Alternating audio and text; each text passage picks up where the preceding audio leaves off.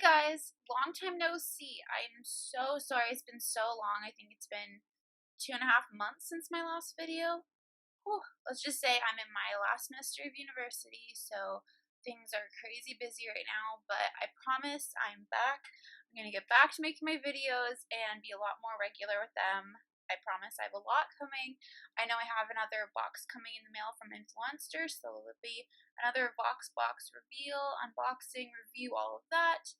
And I believe it's something with beauties, so that will be very exciting. This video is actually going to be my March empties, and I have a lot going on in here. You can't, yeah, there's a lot in there. I don't want to tip it all out, but I'm going to try this as quickly as possible and get through it to say what I loved, what I didn't love, what I've rebought, and etc. So let's get started. The first thing on top is the Dove Dry Shampoo.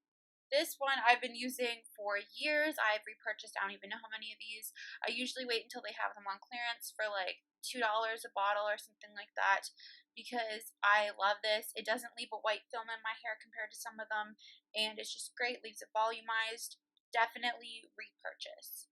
Next is the Bath & Body Works Vanilla Bean Noel Body Wash. I got this for my boyfriend and myself over Christmas, and at first he wasn't too impressed because it smells pretty much like sugar cookies, but I loved it. It was so nice for the season. It was just such a cute difference, and it really did smell like good sugar cookies. I don't know, it was very sweet and very like vanilla-y. I mean, I love Bath & Body Works stuff. It's not the best for the actual quality, I guess you could say. Like, it wasn't uber moisturizing or anything like that, but I love it. Definitely love this scent. Next, I have the Nivea Aqua Effect Purifying Cleansing Gel, which is a face wash for combination to oily skin. Again, this is a product that I have repurchased time and time again. It is a cleansing face gel or face wash with little beads in it. So it cleanses, it washes. It's not too gentle, but it's not too abrasive at the same time. I love it. It seems to be the only thing that I can regularly use on my skin without either causing breakouts, causing it to be more dry, more oily, anything like that. It keeps my skin at a really nice balance, keeps it moisturized, and I love this entire line of Nivea. I got this little sample of the Secret Clinical Protection Powder deodorant not long ago, and I figured I'd give it a shot. And I must say, I was really impressed with the product. I mean, I really liked the scent. It was really light, and the protection was really good. I mean, I like to use more natural deodorants and those sorts of things, but I wanted to try this for a change since I got the sample of it, and I was pretty impressed. So I actually ended up getting another sample, which I'll keep around for, the times where I really need it, or if I feel like natural deodorant just isn't cutting it, because I don't really like using those with white shirts since they seem to leave more of a yellow film, which does wash out, but still I tend to use these with my white dress shirts and those sorts of things, so definitely a plus. Other samples I have are hair products. So I think I have 2 shampoos. Yeah, I have the Pantene Fine Hair Flat to Volume Shampoo, and I was really impressed with this. Initially it seemed to be doing a really good job. My hair felt a lot lighter. There was a lot more, especially near the roots, for volume and whatnot. But near the end of it, I don't know, because it wasn't a very large sample, so that's why I can't imagine buying a bottle, unless it were to be the one that I would use once a week or something like that to really try to amp it up. But I felt like at first it did a very good job.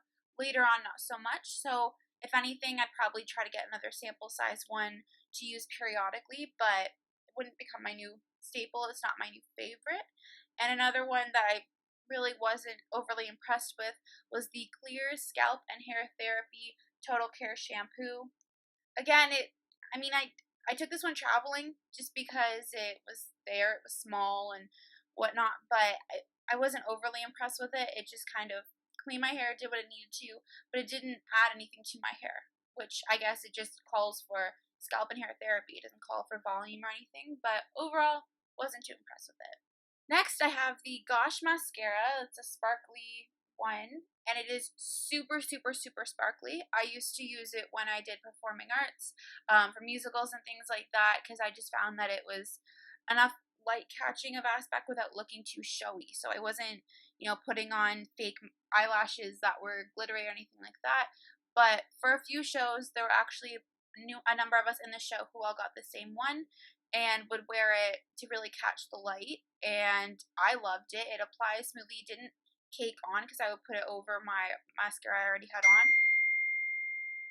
I would put this over my mascara I already had on, and it was great because it didn't cake on, but it still caught enough of the light when I was performing or in general if I was going out with friends. And I wanted something different, wanted to look a little glittery. This is a great product. I actually don't know if they even sell this anymore because I got this numerous years ago, which is really gross, and you shouldn't keep mascara that long. But I'm being honest here. It's a great product. If they still have it, definitely invest in it for things like that because it was so fun and such a cute little cheap product. Next, I have my go-to staple gel eyeliner. This is the one I will always go back to no matter how many different gel eyeliners I've tried. The high end, the lower end, and whatnot. This is the Maybelline Eye Studio, and this is my go-to. I love the pot. I love the actual product. It lasts so long. So as you can see, there's a ton in there still, but it started to kind of dry out. And when that happens, if it's still near the higher end of when I can still use it, I usually just put a little bit of coconut oil in there if I want to kind of stretch it out a little bit. But honestly, I tend to have one of these last more than a year. Usually I rebuy them every January or so. But this one, this is from using January to January, and I still have a lot of product in there. I'm wearing it right now. I mean, it is my go-to, and I have makeup smudges, so that's awkward. But anyway, it is my go-to for gel eyeliner. I mean, I've tried, which one is it? I think there's a MAC one, and a couple of them that I've tried, and it just, they're at an equal level. They're basically dupes for it, but this one is a lot more affordable and it lasts a lot longer. I find that the other one's dried out a lot quicker, and the brush that comes with it, I'm a fan of. It's decent. It has a lot of control. It's just like a basic pencil, but the brush itself is still, this one's all frayed. I need to wash it, whatnot. But the brush itself is very controllable. It's very soft. It doesn't cake on the brush and leave ugly thick lines or anything like that. It's very buildable. The product lasts. It doesn't wash off easily, which is a pain, but at the same time, that's good. I don't want, even if I've worked out with it on or things like that, it stays. It doesn't smudge. It's very very dark, and they have a whole line of colors. So I've had the brown, the charcoal, everything like that, and I love it. Next is the Revlon Brow Fantasy by Colorstay. And I can now say that this is my go-to brow product. On the one end is a pencil, which is obviously I've used it a ton and I can't sharpen it anymore. That actually comes out a very decent color. It's not too red and it's very buildable, which I like. Obviously I build it a fair bit because I like my more dramatic brows in that sense that still look natural. And on the other side, there's a tinted eyebrow gel. So I find the two products work very well in comparison to using powders or things like that. I love it. It's easy and it's very affordable. It lasts. I tend to go through brow products pretty quickly anyways, but these will still last, say, about 2.5 months or so, which for me is really good in comparison to everything else, and I love the product. Last but not least, I have a ton of candles. There isn't too much to say, but I'm just a candle addict from Bath & Body Works, so that's kind of my life. Citron Cedarwood, loved it, smelled nice. Malibu Smash, too fruity, didn't really like it. What else is there? Sparkling Pear Riesling, I have so many. This is Champagne, and Napa Valley Sunset. Spiced Apple Toddy, this one smelled so good. So good. Fresh Bamboo, a good light airy one. What else is there? Autumn Day and Holiday. As you can tell, I love candles. My boyfriend and I always have at least one lit.